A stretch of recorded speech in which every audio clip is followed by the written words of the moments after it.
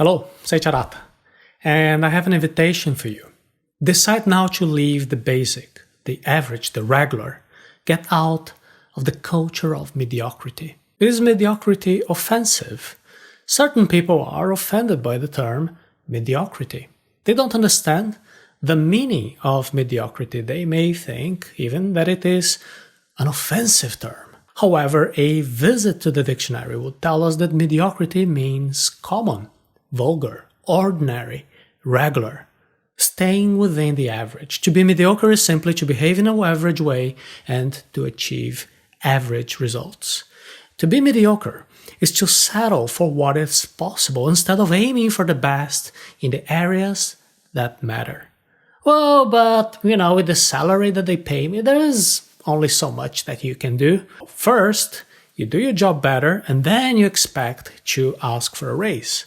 Oh, but you see, I was short on time, so I did it more or less. Well, so stop wasting time with bullshit and then carefully, with dedication, do what matters. But nobody gave me a step-by-step tutorial and no one taught me any different. Teach yourself. Read books. Be humble enough to ask for help when you need it. Volunteer to get experience. But I'm not gonna push myself in this relationship because my partner doesn't push himself or herself. Don't wait for others to better themselves. Be the best version of yourself right now. It is astonishing how many people would rather stay in their comfort zone provided by this mediocrity than to force themselves to be better, to stay above average. Instead of living, they are content with existing.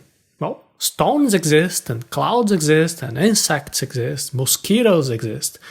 Only those who are the human beings that choose to escape mediocrity really live. Don't confuse mediocrity with humility. Humility is a virtue. It is being modest.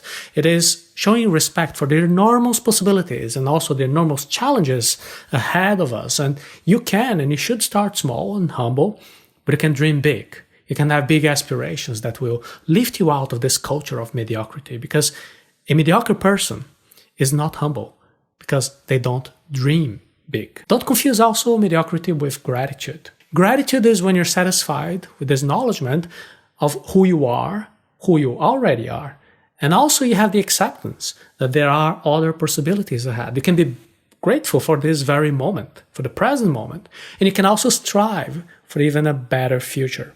A mediocre person is not grateful. By the way, they love to complain. When we talk about mediocrity, we speak about being coward, of avoiding challenges, of choosing to stay in the comfort zone.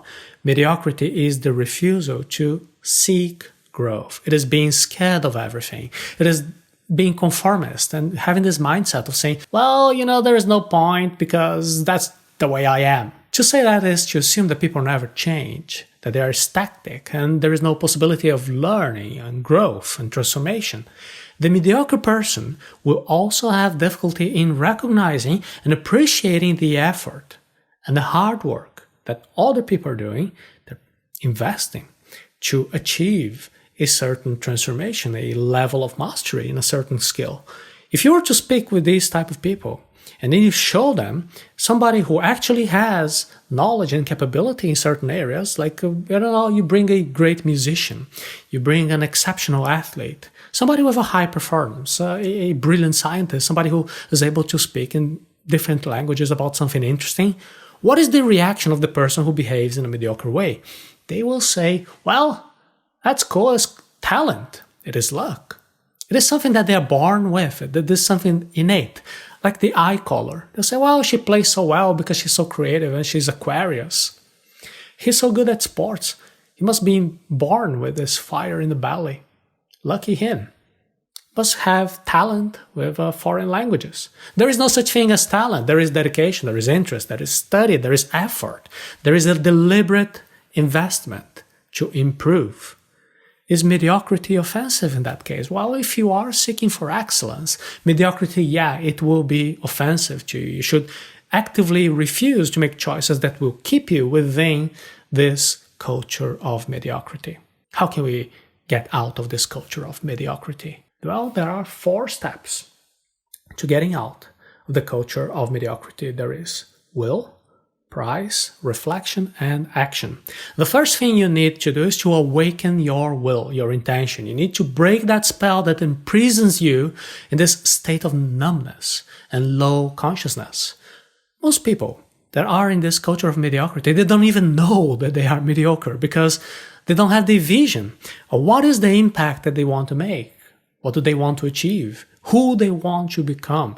You need to imagine clearly. You have to desire earnestly and you have to behave sincerely. And when you awaken your will, you must pay the price, because to get out of the culture of mediocrity, you have to push yourself out of your comfort zone. And then you have to stop being content with the average results. It is not easy. You're going to have to put a lot of effort. And you have to make a promise to yourself. You have to make a contract to yourself. A promise that you accept to pay the price, to get out of mediocrity. Because if you don't accept to pay the price, you will never get out of mediocrity. Never. Think about the people you know. And, the average people, the mediocre person. That is the person who does not pay the price. They're content with the average result they have, whether it is in their job or in their school. They do the bare minimum just to not get fired, right? And they don't put enough effort in their relationship with their significant other, at least not as they used to do in the attraction phase, because now they settled down. Paying the price is also understanding that there will be situations in which some other people around you will not be pleased. What happens when you start to excel at school or at work? People will be jealous. These mediocre people, they will act like a gang to put you down because they don't want anybody to stand out. So if you're the type of person who needs to please everybody, it's going to be very difficult to get out of this culture of mediocrity because they will not like it. The culture of mediocrity is when you're trying to fly, but there is always going to be somebody ready to cut off your wings. So now that you have declared that you have the will and that you expect to pay the price to get out of mediocrity, there will be a moment of reflection.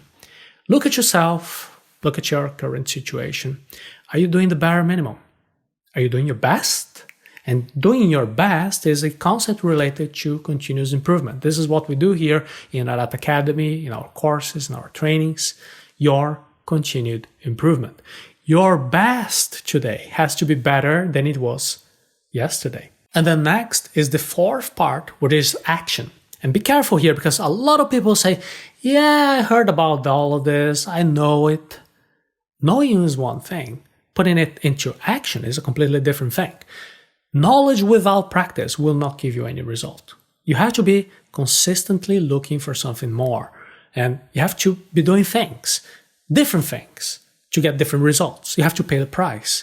You have to accept this discomfort. Actually, you have to actively seek for discomfort. It will be difficult. And it's not our fault because we have been evolved to try to save energy, to be comfortable, to be relaxing. So it is easy in this path that you just want to be browsing photos of your friends online in social networks and lose focus. If I want to get out of mediocrity, I have to get out of the basic level.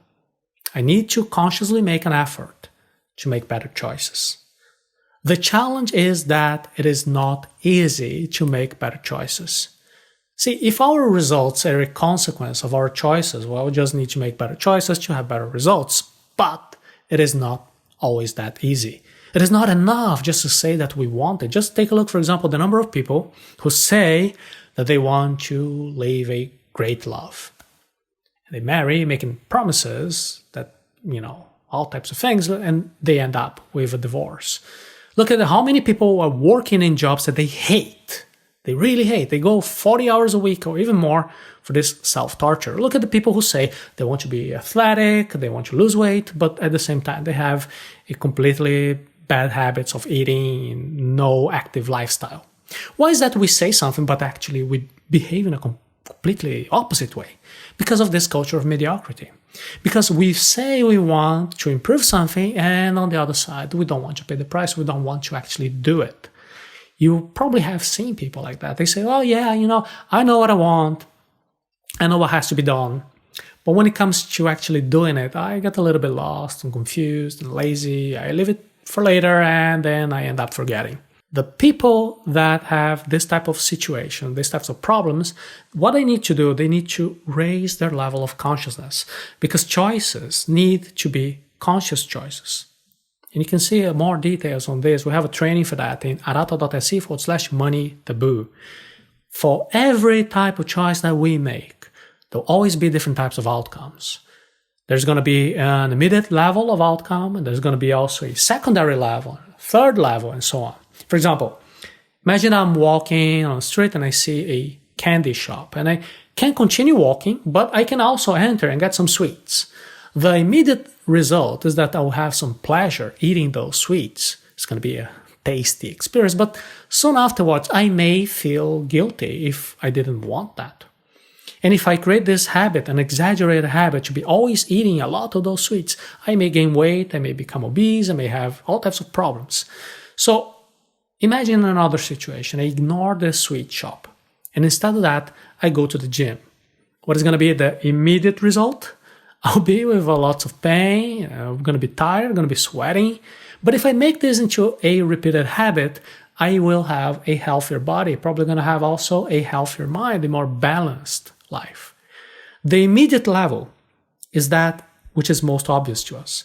And you need to have clarity to see and then recognize and appreciate results from all other levels and give the right attribution to all these levels and all these consequences. And then you can make a conscious choice. This is not easy, but it can be trained. As always, we have the best for last. And the final tip I share with you is in the form of a story. People like stories. And this story has to do with our training that you can see in arata.se/money taboo. So here's the story. Once upon a time, there was a woman, this young woman going to work, and she would walk every day in front of this house where there was this gentleman sitting on the porch with a dog lying on his left side. And the dog was always with this sad face and moaning, oh. And the woman was walking in front of the house every day, same scene, man on the porch, dog by his left side, whimpering. One day, she could not take it any longer. She decided to intervene in a gentle way, and then she asked, "Excuse me, sir, but don't you realize that your dog is suffering? Why does he moan every day?" Then the old man replied, "Yeah, you see, there are these floorboards on my left side. They are kind of loose, and the tips of the nails poke out of the boards, and the dog just comes and lays on them and, starts to whimper." Then the woman asked, "Well, if that's the case, why doesn't the dog lie on your right side, sir?" Then the man revealed the reason. "It is because it is not hurting enough for him to move." Don't let mediocrity lead to disaster. You know exactly what is not right in your life right now. The problem is that the pain is not yet strong enough for you to do something about it. Don't wait until life becomes unbearable before you take action. Make a change now. We have an exclusive series of videos on this topic, and you can visit arata.se/money taboo.